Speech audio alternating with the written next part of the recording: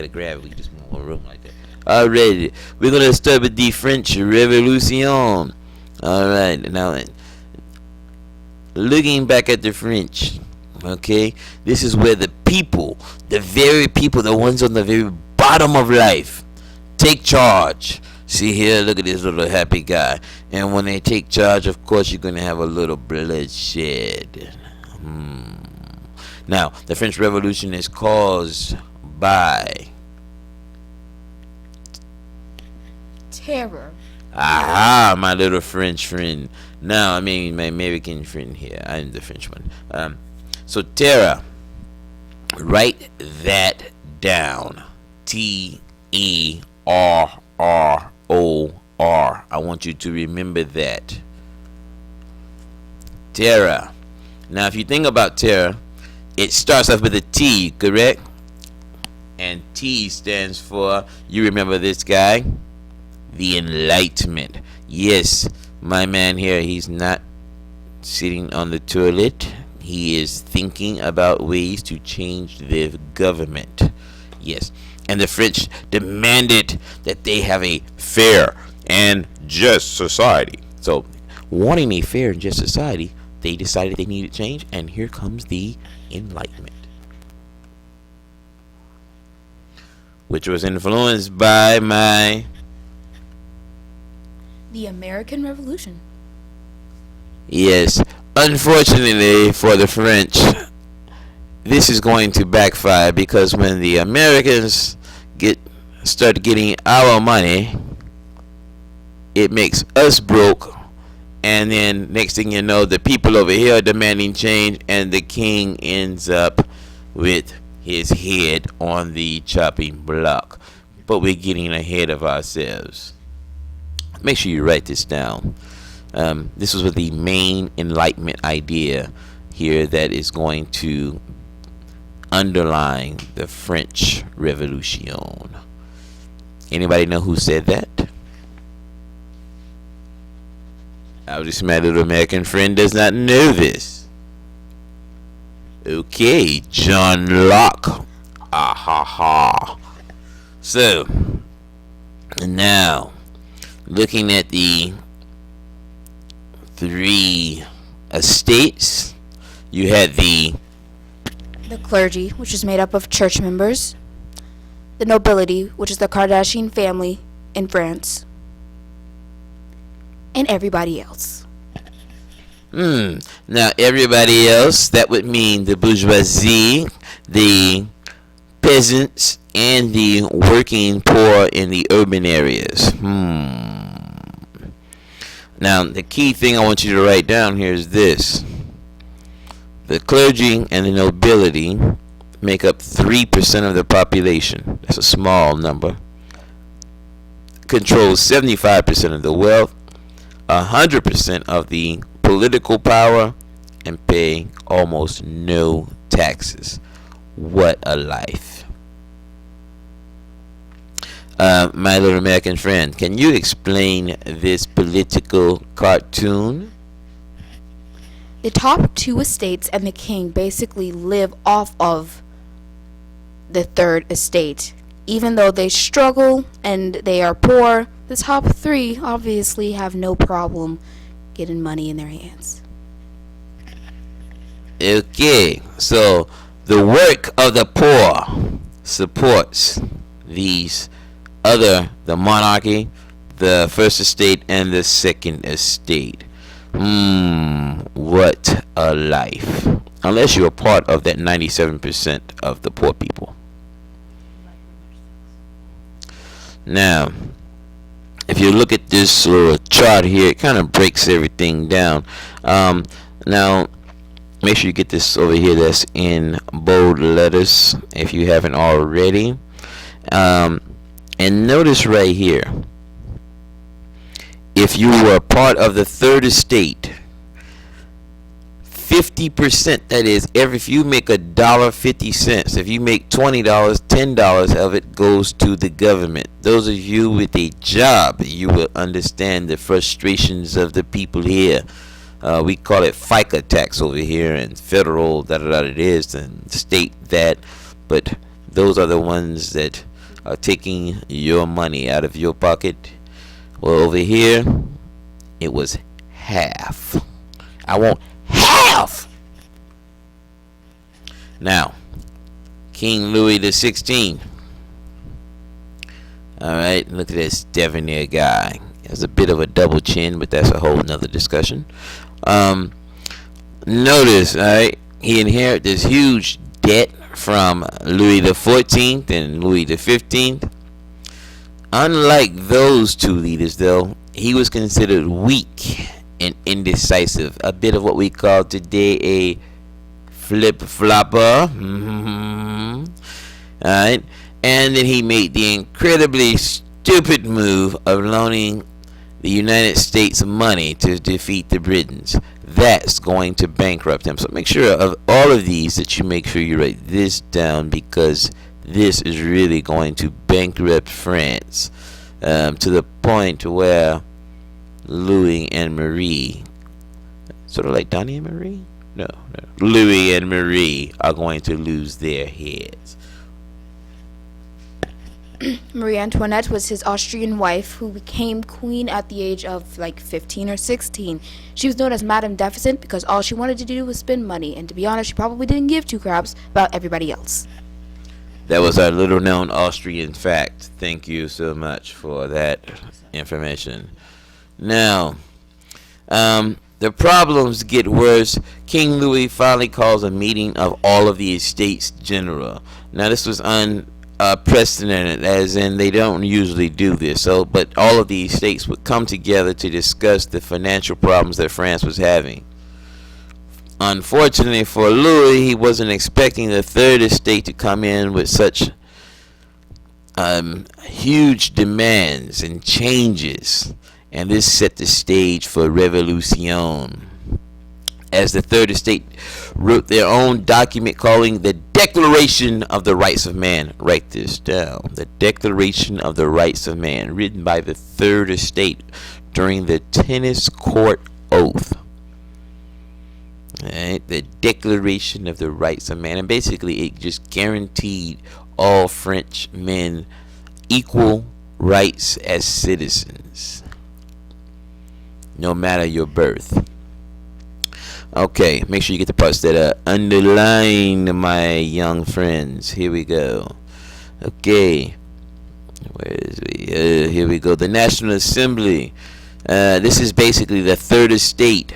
They declare themselves the National Assembly. That is, they are the government, not the monarchy, and not the first and the second estate. They themselves, the third estate, are the government.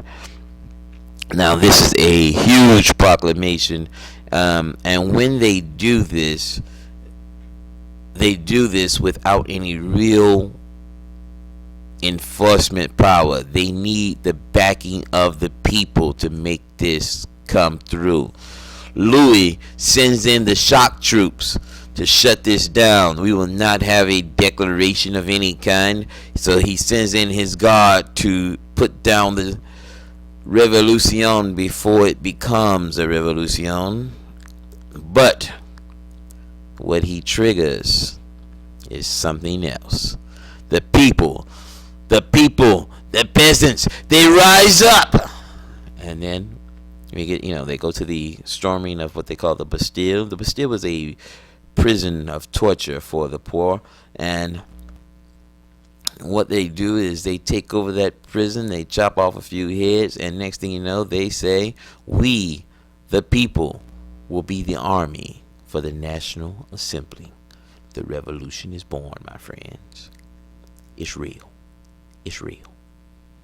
Now check out that flag. It's so real, they made a flag. Okay, well, yeah. So the flag with the tricolor. Trois colors. It's trois. Oh, trois. Yes. Trois, same thing. Liberty, equality, and fraternity. The blue represents the liberty of the third estate, and the white is the equality of the people with the other two top estates. And fraternity is everyone is together, like brotherhood, Yeah. So the women feeling a little left out in this Declaration of the Rights of Man and all of these men and all these men. So the women decide they are going to work together, and they go down, and the price of bread has been doubled. And so they decide to go march to Versailles to show the king that they need his attention. So when they get there, they storm the palace. They take Louis and Marie, and they bring them back to Paris. And Louis and Marie will never see Paris again. I mean, no, not Paris. Versailles. Yeah, they'll never see the simple home of Versailles again. They are now captives of the National Assembly. And this begins the Reign of Terror. Okay, now the Reign of Terror was led by my man Maximilian Robespierre with this awesome haircut. I just love it. And one of the things that Robespierre is going to say is that all opponents of the revolution must die, die, die. Interesting fact, he actually had to read a soliloquy to the king when he was young, welcoming him to Paris. Now, the old way of killing, I'd rather not have this guy kill me. I would much prefer the old guillotine. So, the guillotine became the main way of killing opponents of the revolution, including people. Oh, I forgot. So let's go back to Maximilian Robespierre. There's some information on him that you need to get. He was what we call a Jacobin, which were basically part of the bourgeois group. The bourgeois group, they formed a Committee of Public Safety. And basically, as leader of the Committee of Public Safety, Maximilian Robespierre basically was running this as if he were dictator. He's going to get a bit out of hand, and eventually he's going to be killed himself. Yeah, and that's what's going to bring an end to the whole Reign of Terror. But before we get ahead of ourselves, as dictator of the Committee of Public Safety, Maximilian did order the deaths of thousands upon thousands of people, mostly nobles, including Marie Antoinette and her beloved husband. The next morning, a closed carriage brings Louis to the scaffold. And he stoically makes his way to the blade.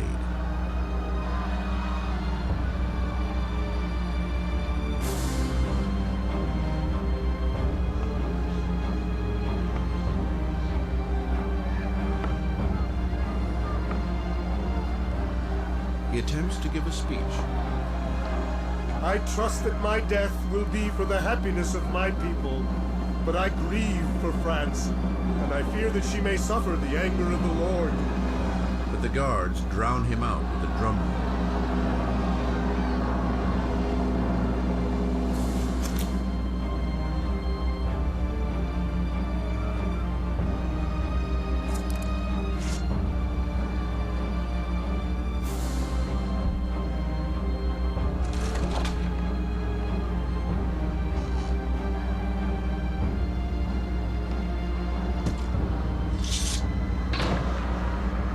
10:22 a.m. The man who once was king is no more. In the temple prison, Marie hears... And that brought an end to the French monarchy, and the revolution was on full mass, baby. Now this is going to shock the rest of Europe. The rest of Europe is going to finally just say, we got to band together. We got to contain this idea of revolution. They're going to try to break down the revolution and shut it down. Shut it down. You got to shut it down. And when they try, that's when Bonaparte, Napoleon, rises up.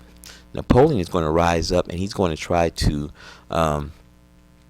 actually spread the whole idea of the revolution. But really, his version of the revolution, and this going to bring on a whole new chapter in not only French history but European history, because Bonaparte becomes probably one of the greatest generals that has ever lived, and comes pretty close to capturing all of Europe under his power.